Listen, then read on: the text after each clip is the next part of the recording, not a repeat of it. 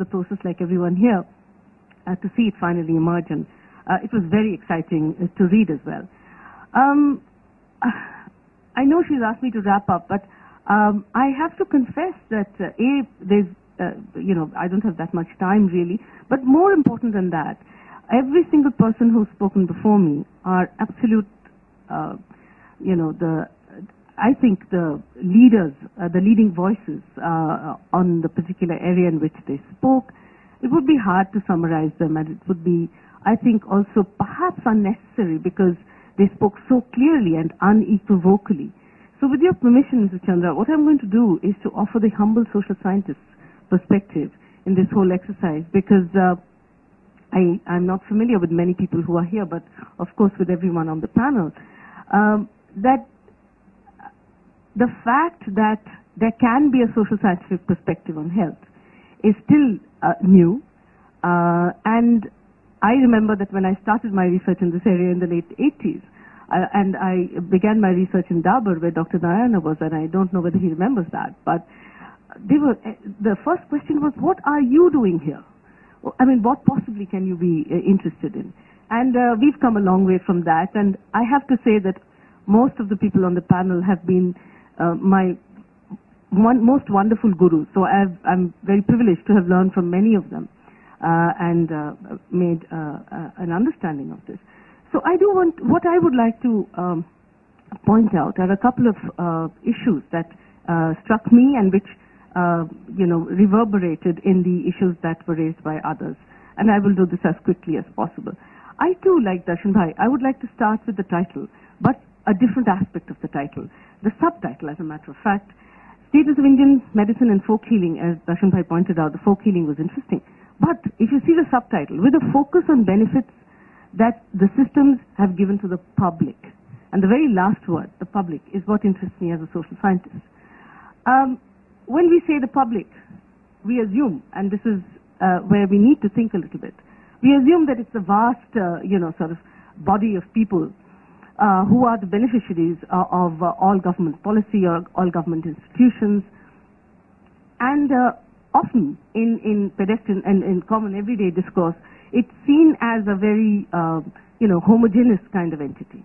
But the public is not a homogeneous entity. There are axes of class, caste, gender, region, name it, and any policy affects each one of them on these axes in a different way. And I think that any report that deals with any aspect of Indian of policy, of government policy, which this report does, needs to be very cognizant of which public it is addressing.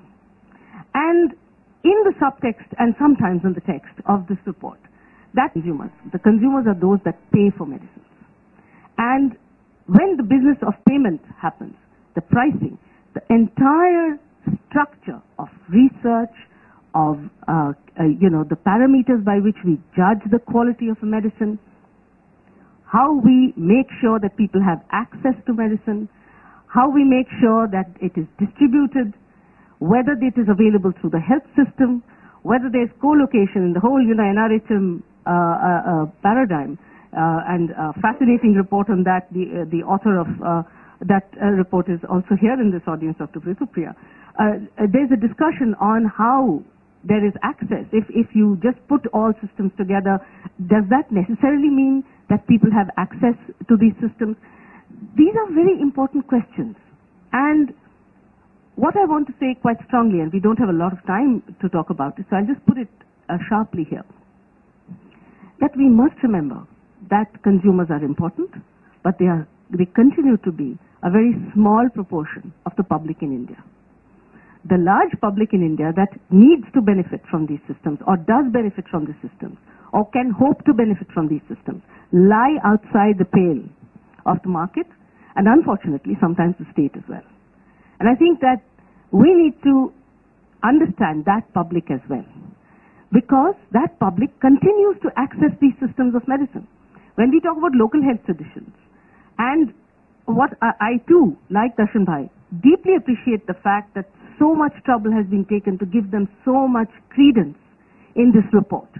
The fact that Mrs. Chandra has taken the trouble of documenting several healing practices which are not documented in the text but which are clearly available in healing practices in different parts of the country, to demonstrate that yes, there is a real value in these healing practices outside of the systems. I think this is a very important contribution. But then that contribution needs to be linked to the fact that the people who access these healing practices, those who continue to use these healing practices, have a different set of issues and a different set of requirements from that of the consumer who wants to know whether the product is toxic or not, or what kind of efficacy parameters this product has been judged by or not. And we need to know that there are different kinds of users. So let's say not consumers, but users of these medicines. And that, in fact, and this is where social science plays a role. Let me put it blatantly because, in this society we are not accustomed to taking social science perspectives very seriously. But let me urge everyone here to think that this is what social science urges you to do, to break down categories like this in some kind of complexity, to understand that the same policy affects different people in very different ways. And therefore, it makes the task that much harder. That how are we going to look at each, the requirement of each different kind of user. But of course, this report admirably addresses many of these issues, which I don't have time to go in here, but I hope to write about it at some point. And this sort of links to, another point which I would like to make.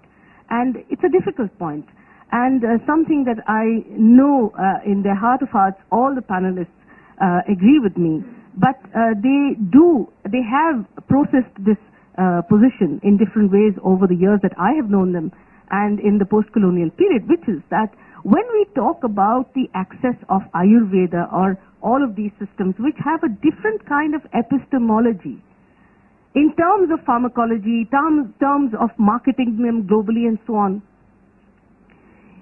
I'm glad Dr. Singh so sharply pointed out Dr. Udupa's recommendations that there are 4 categories of diagnostics, and let's try and work them out and see the relationship between diagnostics and treatment, because diagnostics is about a worldview, it's about a perspective, it's about an epistemology, it's a whole body of knowledge that looks at the human body within the human body and the relationship of the human body in nature to the cosmos in a very different way from that of Cartesian modern science. Over time, we have learned to make peace between these perspectives, which is great. I think knowledge benefits from this making of peace.